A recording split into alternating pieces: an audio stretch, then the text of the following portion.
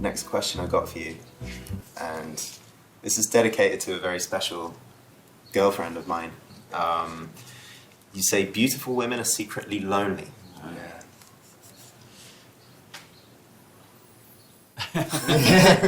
Hey, Nick. I agree.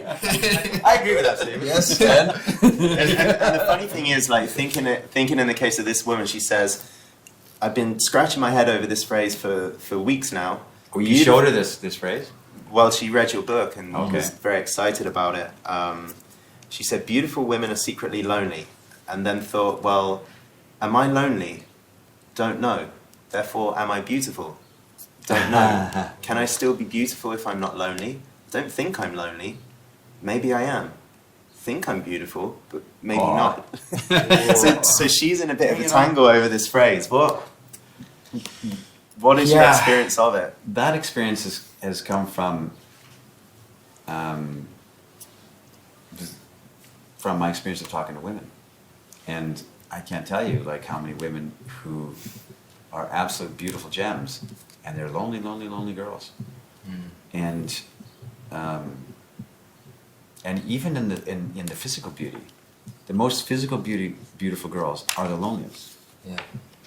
Because men see them and are intimidated by them, and so they don't get approached, or they don't get, have interactions with men, unless the guys are drunk. Yeah. Yeah. So, and women have told me this a lot. Said, you find that you look at the most physically attractive women that you know and ask them, and they're lonely. They're lonely. Their experiences with men are all surface or drunken. The guys are drunken, or they're intimidated, so they sabotage it somehow, and they would like to just go on a date too, like anybody else, and have some ice cream, But nobody asked them. Yeah. Nobody asked them because they're too beautiful. She's probably got a boyfriend, So how lonely? I mean, I would love to hear a couple of stories from you just to really demonstrate just how lonely can a very beautiful woman be. Because it's still like, I get you, and I've spoken with women who say they're lonely in certain areas, but still a bit of a baffling phrase. Yeah. For me, it was this little passage from the Alabaster Girl. I'll read the bit that really touched my heart was, once upon a time she was someone's little girl. No father ever looked down at his little girl, sleeping in his arms, and wished she would grow up unwanted, rejected, and alone someday. Wow. And that brought me to tears. Wow. I thought, Jesus. That's what it is. And that was me. That was just like, and all this, that's from the story of the girl. the three girls little in a row. Yeah. And the girl who was overweight. Yeah. And how she's rejected from the company of men, rejected from, and cast aside. And that's a real, that's a great statement to me, and because it resonates with me, because I was this little lost little boy, right? And it's true, nobody ever looked at their little kid. Says, I hope you grow up to be overweight and unwanted someday. They want you to have a beautiful life and somebody to love you, right? So, I forget what we're talking about. The beautiful women are secretly lonely. Yeah. Yeah, this is what I've been taught by women. I can't speak for the experience of women, and I can't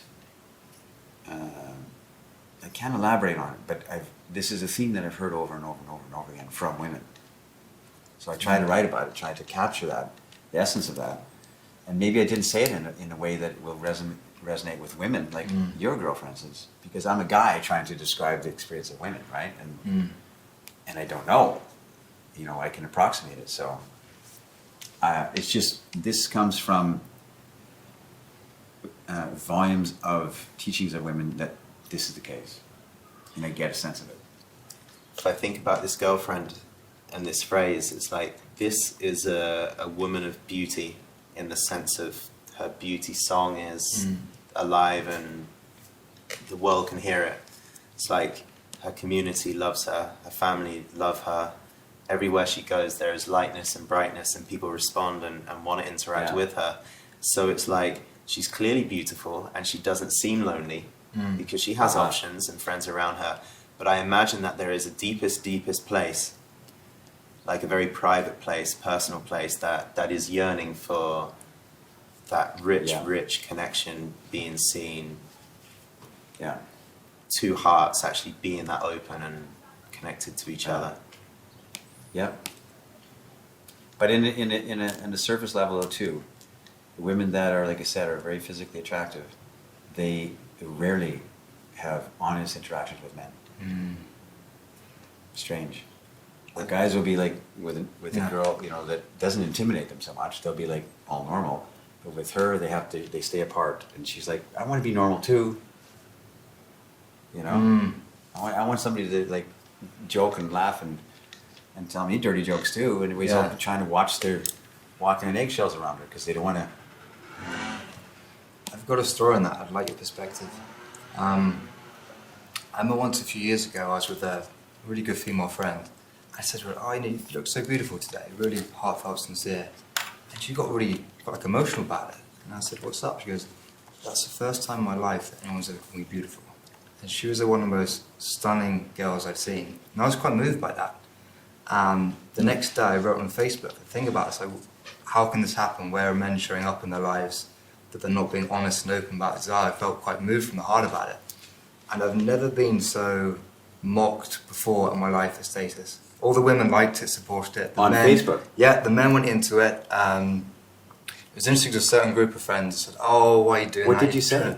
Do you remember? I said exactly that. I said, what has happened that a woman can go through her life and not be beautiful? Where are the men today that aren't speaking from their truth? These things. And it got this kind of attack, like, oh, you know, you're being really effeminate, all these things, romance, whatever, kind of negative, very, very cynical, almost like this was an anti-masculine thing. Yeah.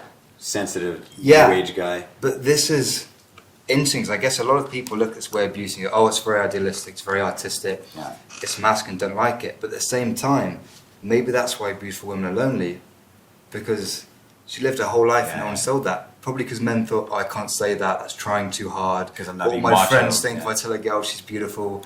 These things, kind of little mind attitude. But what's also interesting is I spoke to her 2 years later and she said, I still remember you, the first person to ever tell me you're beautiful. But since you did, I've had about 4 or 5 people say it since. Wow. And it's almost like something changed in her as well. Yeah, because I would imagine it's not like, oh, everyone's read Zan's book or heard his MP3 on the internet. Yeah, Instead, exactly, I imagine like she's energetically a bit more open to it than ever before. Yeah, that Wow. too. But it was sad for me because when we talk a lot about speaking from the heart, and I was Facebook's not a moment people usually raw their emotions on. I go let it out, and I remember going, oh, I felt crushed for 2 days. Every time I got a notification, it was someone else trying to make some little pop joke about it. Yeah. Because it was like, oh, you're someone trying to do this more aesthetic way of life, and we don't like that. We want to bring you down to where we are. We don't like this attitude. Sorry, Jordan, go ahead. It's so prevalent, like the countries we're all from, England, England, Australia, Canada. Yeah. Like for me to learn how to be more authentic and a better lover of women feels like I've had to cut through so many different layers of cultural conditioning. And Huge. like just so I was brought up in the 80s, and if I had celebrated the women around me, teachers at school and my mother, if I said, you look pretty today, what do you want as a response? Yeah. And then if I say you look really beautiful in that dress, it's like, hey, I'm a modern professional woman, I'm much more than a pretty face, don't you see that? So I would like my honest, good-natured, childlike love for women was cut, and I think we've all experienced versions of that. And so growing into this man who's like, I will proclaim, like embrace my love for women, proclaim it to the world, speak it when I'm with women, it's like causes anxiety almost to tell a woman she looks really nice tonight on this date. Took a while, man. I felt that a lot. It's interesting, we both travel a lot. I remember once I came back from a big trip, that was amazing. Because you're in these really nice locations, the beaches and things, and so I had some fantastic experiences. I went back to England, and it was just like, I remember even just walking through a crowd and someone was giving me attitude. I wasn't even talking to the person. It was just kind of that energy, kind of being in this almost like dreamlike, fairy-like state, which often happens when you travel, with people from different cultures. And you come back to this environment, it sounds like you're being bitter, like, oh, move to somewhere else. It's all about them. But there is something to that as a cultural thing, and it's sad. Yeah. I think this is why I like these conversations now, because maybe there's gonna be more men that step up and say, you know what? Yeah, I agree. Yeah. Men laugh at me, whatever, but this is how I feel. And you can That's bet. a great thing. You guys can bet there'll be guys watching this video that are going to be, come on, what a bunch of losers. Exactly. Talking about the beauty song of women, Yeah, For sure. Lame. Little do they know what they're missing out on in this world. And the great scoundrel mischief strength of masculine energy, that's possible if you're sitting in the respect and empathy of the female spirit. They have no idea. And they're trying. Theirs is a trying to grab women and trying to bring them into the bed and into their lives and having a way with them. And with the money or status gain. Yeah. with what it is, yeah? Yeah. They're trying to conquer. And women look around at this kind of a conversation, and guys who are sitting in this kind of a conversation, and they say, you know what? I give freely to this guy. Yeah. This is nice guy energy. Yeah. This is as much scoundrel, masculine, sexual energy as there is in the world. Exactly. Right? And there's no taking. Like you said it earlier. Yeah. The desire to share as opposed to take is fantastic. And that's and there's be a lot of guys who won't understand that and say, oh, all right, talk about the touchy feelings and Exactly. but this is the spirit, this is where this is the real I don't know what you call it. The real deal. The real deal. I remember a story incredible. related to that, and this was a nice moment of triumph. As I had a friend, he was like, Rich, what are you doing? You're not supposed to compliment women. And I was like, what? That's the stupidest thing I've ever heard in my life. And I was on a date with that girl, had a great relationship for a while, and I was being really sweet with her and complimenting her. She's like, I feel so good when I'm around you. And I said to the story, I was like, I have a friend that says you're not supposed to compliment this woman, it's weak, it's tried too hard. And she laughed. She actually ended up phoning him up and telling him what he thought. I was one of the people that he's like, just so you know, I'm here with them now, and I feel absolutely fantastic. Kind of like, who do you think you are? Put the phone down. Which is fantastic, but again, that is a prevalent view, particularly in the West, of you can't be that. You've got to play it cool, treat them mean. It's like it's an ideal men. They have to attract women without trying, and if you're, without letting themselves be authentic, real. Yeah. And if they somehow show their emotions, whatever this, then that's like Yeah. that mentality. Yeah. Yeah. Yeah. Sad. Little do they know. Or do they know? Missing out so much. Yeah. I got a point here related to this. This is just a bit of a theory, I guess, I've come up with in my travels. You say beautiful women are lonely because they are never fully included in the lives of others. And I think there's, my understanding is, I think that has everything to do with how most men actually have some kind of incapacity to receive love from beautiful women. Say more about that. That's interesting. So we're talking about celebrating women Yeah. and how it's culturally taboo almost in many cases. Yeah. And I've been at the receiving end of a woman who's truly loved and celebrated me as well. I've even sat in a circle and had different women appreciate me, and by the end of it, it's like it's anxiety provoking. I move to tears. I want to get the hell out of there because there's so much beauty and so much love coming in my direction. It's like it actually hits some kind of internal inflection point. I get up against the limit, and it's like, okay, too much beauty, too much love, I'm completely uncomfortable, can't deal with it. I need to go outside and take some air. There's some massive truth to that. My journey towards having more women, love and beauty in my life has corresponded to my actual ability to let that go in. To receive. Yeah. Yeah. It's almost a self-love thing. Can I love myself enough to actually let beautiful women come close to me? To let beautiful women actually love me? Yeah. Because it doesn't take much love from a very beautiful woman to... Overwhelm you. Yeah. Yeah. No kidding, man. That's an interesting observation. Wonder if any of you have had that experience. Yeah, maybe, but I don't understand it the same way you do. Yeah, that's an interesting perspective on I that. used to run away from it. What do you mean? I used to sabotage relationships. If it got too Yeah. Yeah. Yeah, I've had a few experiences, and it shakes your beliefs, everything you think about yourself to your core. When an incredible woman likes you, I don't even know how to phrase it. Just everything you thought about yourself changes. Part of you wants to run away, and part of you is really happy. And you look back and you beat yourself up about all the experiences you've had where you haven't shut up a man enough. And when you have that love back, it's like, wow, Yeah. this is possible. It's a bit like the Matrix, you've taken the red pill. You can never go back to mundane game-playing relationships again when you've had like a rich, raw connection. No. You can't go it's back. Impossible. There's no going back. But actually, I think a lot of guys, and probably myself as well, have tasted that pill and seen a little bit about what the love is and how that will change everything. Be like, no, thank you. I don't want to have to Yeah. like reconfirm, reauthor my whole beliefs about who I am and what the world Right. is. Yeah. Better keep away because Yeah. that's some scary stuff. That's a one-off, yeah. Which is Yeah. what you said. Right.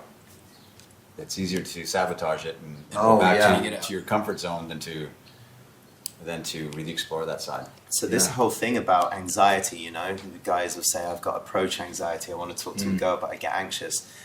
I still feel it a little bit now. I know it's more excitement than anxiety, but a very beautiful woman comes into a cafe and with the type of beauty that resonates with me, and I'm like, oh God, it had to happen right now. I was busy Yeah. with work, and now something really amazing might happen. Yeah. And Get your heart going. yeah, absolutely. That's good. That's a good thing. Yeah. Shit. Amazing what makes, what captures the heart of men, huh? And I think beautiful women are lonely because that power, the power that a beautiful woman has, or a woman who's in touch with her beauty has, is so enormous. It can change a man's life in a second, or it can completely devastate it. And I think beautiful women might be lonely because it's very, very scary to ride that love devastation. To go in contact with that. Yeah. Yeah. Just like, keep away from me, I'm comfortable over here, don't want to go through the roller coaster. I think that might be lying at the core of a lot of the anxiety that men feel. I think Absolutely. that's what I wrote in I there. feel exactly the same way. Mm. And I feel that I can empathize with those women because I feel that myself. Yeah, really, yeah. It's like that quote, famous quote. This is, our greatest fear is not that we are inadequate, so we're powerful beyond our measure. It's not our darkness, our light that scares us most. It's almost like that when you encounter Yeah. beautiful women. It's not like your fear of failure. It's kind of, this is how it could be, Yeah. and that scares you because you're not used to that. It's like, whoa, I want to stay out here in my comfort zone of this is what I'm used to. This is how the world is. And when you see what's possible, it kind of, Yeah. you don't want to go there. I mean, there's a phrase in the book, right in this passage somewhere, where it's basically saying men know what to do with a quote-unquote hot woman, Yeah. but they have no idea what to do with a Oh, beautiful woman. yeah. That's why they shy away. That's Yeah. why they're Yeah. lonely. Yeah. You just said it. That's Yeah. what I'm saying. They know what to do with a hot woman. No problem. I gotta Yeah. do some things of that. But to a beautiful woman, they don't know how to approach which angle, because it's an opening. To true beauty, you have to open yourself to receive beauty, like you Yeah. said. And so I'll go back to the hot women. Yeah. Safer ground, right? It's Yeah. like we can have what we want, maybe, but we don't have to open up this too much and risk it. Right. That's it. A friend of mine, his name is Rob McNamara, is a published author, and he talks a lot about love, actually. And he says there is no division, gap, or separation between your heart's greatest love and your heart's greatest devastation. Oh. And I think of your story with Natalia, and just like having such, not just the physical or the energetic beauty of that woman, but fully drinking in her entire life story of hard work and gratitude and putting on, a courageous, brave, loving face. Like, to fully drink in that entire life story with that amount of beauty, and then fly back to your small town in Canada. It's when I've had my encounters with a woman like that, followed by the goodbye with a woman like that, I have to go in my room and lock myself away for 3 months and be like, it's like, don't know if I can take that again. It's so extraordinary. I've had that very recently. And There's a story by Casanova actually. He goes to Paris for the first time and is a massive success. You know, in the courts, in the society, in the casinos of Paris, everyone loves him. He falls in love with one of the city's most eligible and beautiful women. And then he gets kicked out of the country because of a gambling fine or some kind of war breaks out. And they take him very quickly in a carriage to Holland, where he closes himself in the back bedroom of an inn, refuses to open the door for 3 months and doesn't eat. Yeah, he almost starves himself to death because he was separated from this woman that he loved so much. Yeah. It's like this is the greatest ladies' man of all time, supposedly. Yeah. But such was the devastation of the flip side of the coin of the love that he found, that he, you know, there were moments where he was almost suicidal with it as well. Yeah. Guess it makes sense to protect ourselves from those beautiful women. Stay away. with their endless menace of true love. Yeah. Of true connection. You really got to like somehow like open yourself up to connect to it. Yeah. Otherwise you can't experience it. Yeah. I think you quoted in the book, I think it was Casanova, said, it's not about the power men have over women, it's about the power women have over men. Yeah. And that's... You did say that. Yeah, was that Casanova? He said, he says, I don't, you know, he said, I can't remember what it is, it's in the book. Because I'm thinking of the Albert Camus, he said, I don't conquer, I submit. That was Casanova, that Camus was, he said about surrender. Okay, yeah. They both said the same sentiment, which is exactly, and I understand it completely. I wrote an essay years ago that preceded this book called The Essence of Enlightened Seduction. Do you remember that, Jordan? Yeah. It's like the introduction to... Yeah, and it's not in this book at all, but the first sentence of it was, every true lover knows that the power he has over women lies in the power they have over him. That was it, yeah. That's the first sentence of my essay, which was you know, the essence of Ars Amorata philosophy. And it's like, he's powerless to her beauty. Doesn't mean he's needy. He's powerless. You know, that's the essence of seduction. Like, It's just going to ask that. Yeah. What is it to be seduced by a woman? But it's to know that. Yeah, it's like, it's to be seduced by a woman is to be able to let yourself go into that's so abstract. You know, like, I can say it and it's philosophical, but you know, it's to let yourself go. Yeah. you know, that's, I think, one of the greatest things that I want to stick to, because, you know, working with you on this, a lot of people say seduction, it's kind of an edgy thing. I think we'll talk more about this in the next part. But seduction is kind of an edgy thing, it's a bad word, it's darkness, we don't really want that.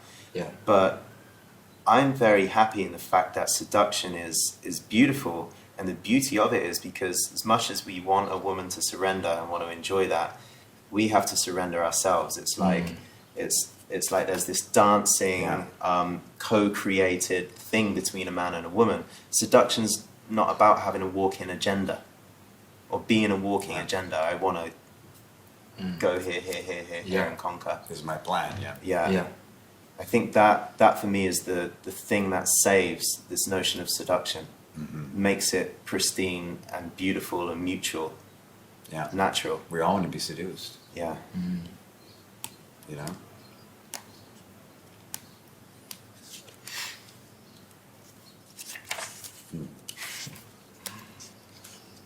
Still on the same chapter. Yeah, no, we're going deep. You're right. Am I the seducer or am I the seduced? Is it possible to cast a spell when you are under one yourself? That's for next episode, maybe. Yeah. Should we break? Did we cover all this? Leave it there. The intrigue. Let's take a break. Yep. Wow. 4 to 4. 4.